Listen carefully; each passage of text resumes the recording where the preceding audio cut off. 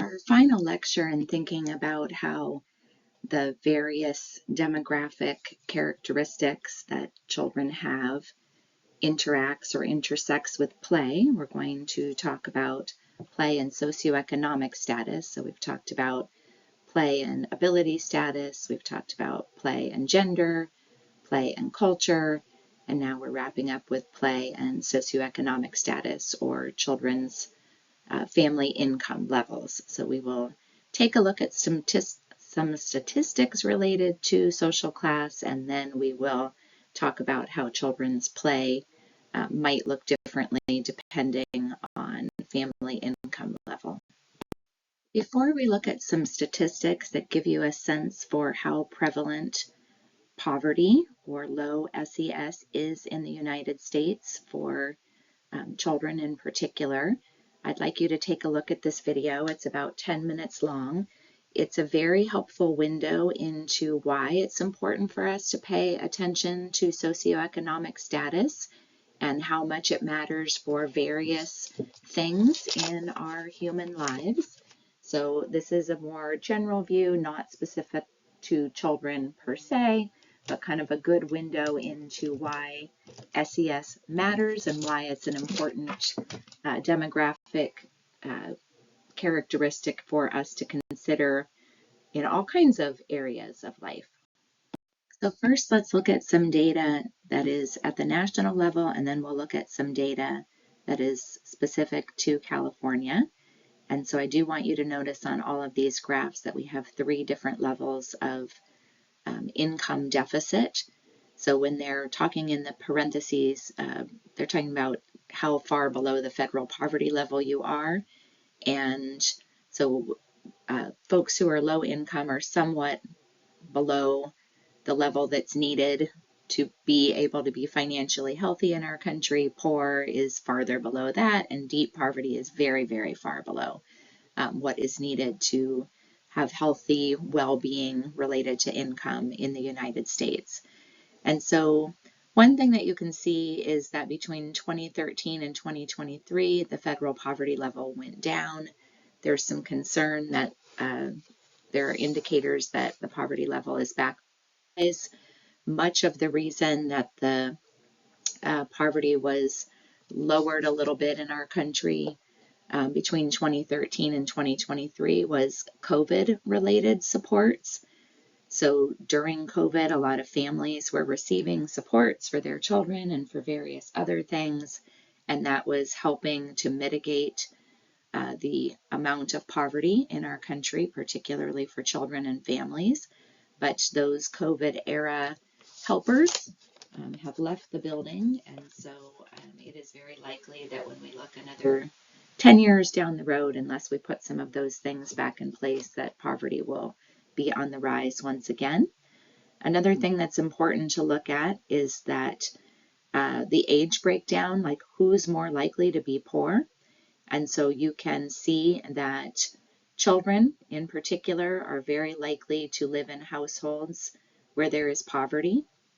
So children under the age of 9, most likely to be living in low-income households, about the same as families that have children under the age of 18, and about the same in terms of deep poverty as living in families where there's children under the age of 18. But then you can see that things drop off quite a bit once there's families that have people living in them that are 18 to 64, and then low income rises a little bit after age 65. But really, poverty is concentrated in households with children under the age of 18, both at the low income, poor, and deep poverty levels.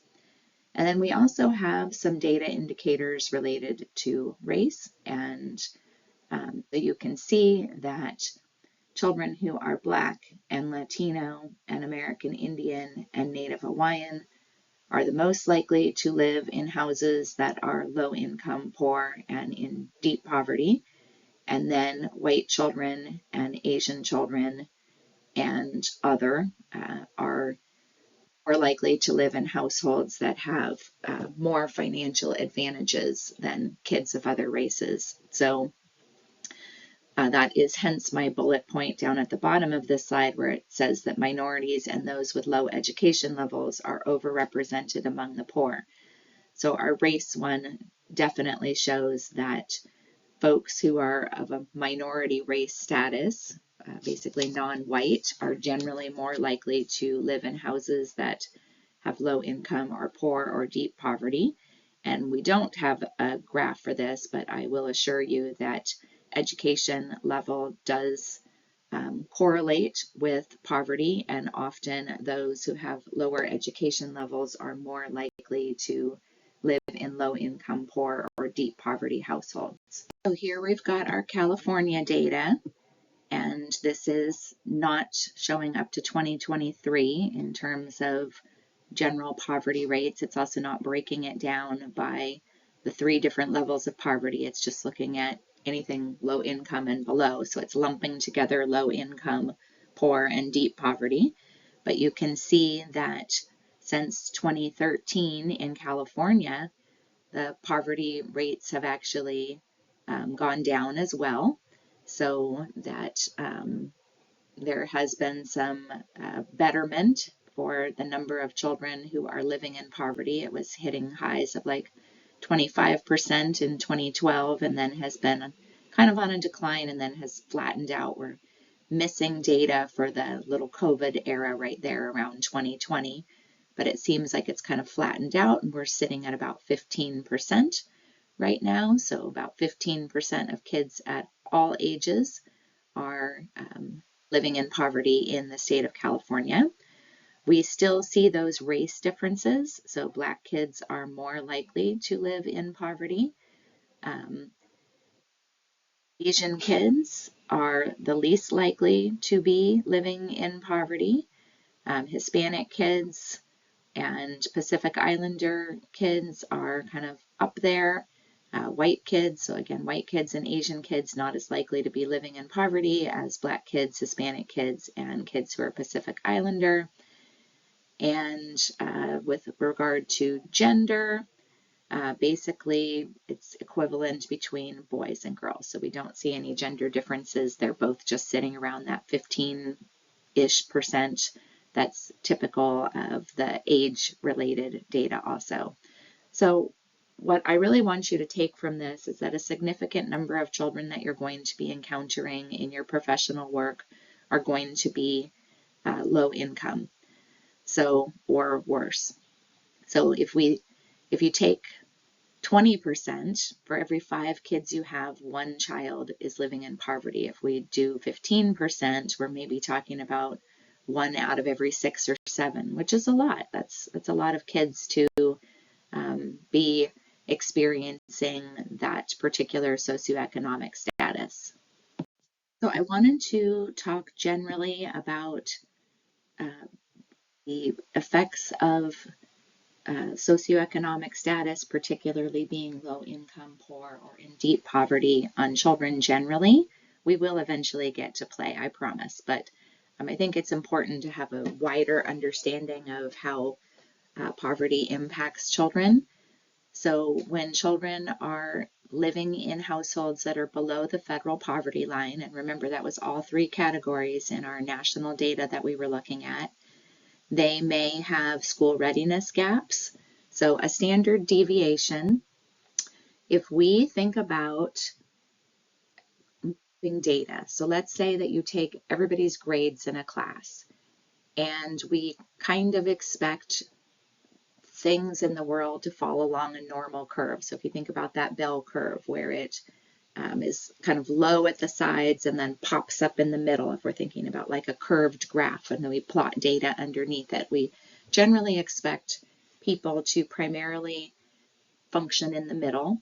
So if you have a very, very large class, it is very likely that many people are earning C's, then some people are earning B's and D's, and then the smallest number of people are earning A's and F's as we kind of tail down on that curve. So every move over to a new grade is a standard deviation. So the C people are sitting at 0, The B's are 1 standard deviation. The D's are -1 standard deviation. The A's are +2 standard deviations, and the F's are -2 standard deviations. So what we're saying here is that kids, in terms of their school readiness, are over 1 standard deviation away from kids who are not living in poverty. So kids who are not living in poverty have potentially a C, and kids below the poverty line are sliding towards F.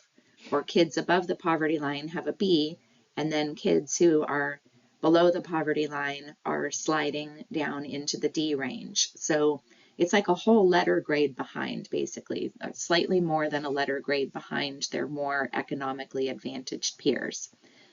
Up to 30% of kids who are living below the poverty line exhibit emotion and behavioral issues, so more likely to have the kinds of behavior and emotional regulation challenges that make it harder to be successful in school and with peers and with adults. They're more likely to be born prematurely and at a low birth weight, to develop later illnesses such as respiratory diseases, and that's a lot of what that video that we were looking at earlier was talking about, is there's just worse off life outcomes for folks who are living below the poverty line than there are for folks who are living above it. So we're getting to play, we're almost there, but I did want to just briefly remind about what children understand about social class, what they are able to see and understand in the world around them. So by preschool, children do understand that some people have more and some people have less. They can look at people's clothing, they can look at people's homes, they can look at the kinds of things that people buy, and they can tell you by looking at those things who's rich and who's poor. That's what I mean by sort rich and poor people. They can see a picture of people with clothing or what kind of environment they're in and say with a reasonable degree of accuracy who has what and who has what money. Now, their ideas about wealth and poverty are kind of rudimentary. They assume things like rich people are happier and more likable, which we know is not necessarily true. People are likable because they're likable, not necessarily because they have money. And many people who don't have a lot of money are happy. And a lot of people with a lot of money aren't happy. One thing, though, that they are understanding that is correct is oftentimes people with more money in our society have more power and control over other people. They get to sit in the driver's seat and make decisions. They get to be the ones who tell other people what to do. Years ago, I had a student who told a story about one of her children in her classroom, and the child was wealthier than many of the other children in the class, and when it was cleanup time, told the rest of the children that she didn't have to clean up because basically that she was wealthy and she doesn't do that at home, and that they needed to be the ones to clean up because they didn't have as much money at home and that they were probably used to cleaning up. So even young children have glommed onto some of these some inaccuracies and some things that are unfortunately kind of true in our society. Now, the beautiful thing about preschoolers is despite all these understandings that they're already getting from the world around them, and again, we're not born with an innate sense of what it means to be poor or rich. These are messages that children get from the media and the social world around them. But the beautiful part about young children is they don't think it's fair that some people have things and some people don't, and they think that people who have things should share with other people as a general rule. That story that I just told notwithstanding, most of the time children are very, this is a prime time to help children learn how to be activists and learn how to share and learn how to make sure that all people have the things that they need, not just certain people. So it is a lovely time to talk about social justice and how the world could be arranged so that everybody gets the things they need, not just a certain group of people. So now that we know a little bit about how SES can impact children developmentally and what children understand about socioeconomic status. Let's talk a little bit about how socioeconomic status might impact the play that children exhibit. So there is research to show that children of lower SES may engage in less dramatic play, so just not as much dramatic play overall, that when they do engage in dramatic play, that it might be of lower quality, that they're less likely to use object substitution, so pretending an object is another object, that their that their social play is less cooperative, and that there's less persistence and attention in play, so that they're moving around from play space to play space more often than is even typical of younger children. I think something that's really important to understand here, though, is that these are not innate differences. These are not differences that have to be there. These are differences that reflect both motivation and opportunity. So motivation is, do these children want to be doing these things? And opportunity is related to, do children have the opportunity to practice these skills and therefore are able to use them in classrooms? So, for example, one of the things that research has also shown is that children of low SES have fewer experiences outside of their homes to draw on when engaging in dramatic play. So they may not have as much access to books or media or museums or going on adventures or seeing things kind of outside of their neighborhoods and their homes. And that's the kind of information that children use to serve as a platform for their dramatic play. It's hard to engage in dramatic play and use object substitution if you don't know as much about the world around you. And economics is sort of a gatekeeper to getting to have those kinds of experiences. So something that we do know is that when we provide early childhood education experiences that provide rich opportunities and rich play materials, some of these differences related to SES are minimized or disappear. There is lots of data and evidence to show that early childhood education is helpful for all children, but it's particularly helpful for children of low SES. So we've got a built-in intervention system right there that can help mitigate these play differences. So some of the things that we can do, this is not all of them, it's just a few, is when we're thinking about how to best support children both of lower SES and higher SES, these are some things that would be helpful to remember. One is to not focus on what people have, but instead focus on what people do and how they behave and how they interact with others, because those things are free. When we focus too heavily on what people have rather than who they are, we're sending very clear messages that having things is important and that having money is important. I am personally always very cautious of doing the kinds of activities that are in the pictures on this slide. So I, as an educator, try not to use food either as a plaything or for arts and crafts, because many children live in households that are food insecure, and food is not something to be played with. Food is something that can be costly and is needed to give sustenance to our bodies. Also, being thoughtful about children's clothing, making sure that if you are doing messy activities that you have things to cover up children's clothing, because children may not have play clothes and nice clothes. They may have clothes, and they can't afford to have those clothes getting destroyed in our early childhood programs. Now, I'm not saying don't do messy activities. Messy activities are important for children, but what can we do to protect their clothing? So one of my favorites is to go get men's dress shirts from Goodwill, or from, ask people to donate them to you when men are done with their dress shirts. And if you button those up backwards on children, they make a great smock. You don't have to go spend a lot of money on art smocks. You can use something like that. Making it quite clear through books and activities and materials in the classroom that you and we should value all kinds of work and all societal roles.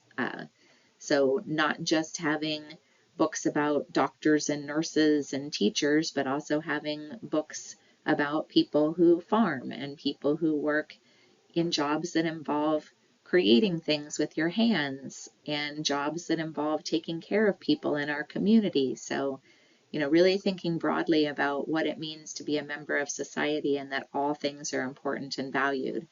And then we've mentioned this before, but thinking about your own biases, thinking about ways that you feel about people, maybe particularly about people at various income levels, and think about how you can put those personal feelings aside when you're in the classroom working with young children. We don't want to inadvertently be the person that's contributing to how children feel about other people in more negative ways. We want to work on helping children to see all people positively.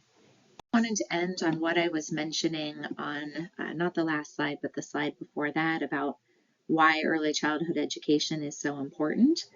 So a lot of text here, but just read it and then analyze it a little bit. So participating in early childhood education helps children to develop skills that will benefit them in school and life. That is all children. Specifically, research from the United States shows that ECE can help children learn the foundational skills for reading, math, self-control, and positive relationships. So early childhood education is good, particularly play-based education. Children benefit most when ECE is high quality. High quality programs go beyond basic health and safety requirements to provide warm, responsive relationships with educators, stimulating and developmentally appropriate curricula, play-based, and ongoing training for educators. These features enhance children's cognitive and social development.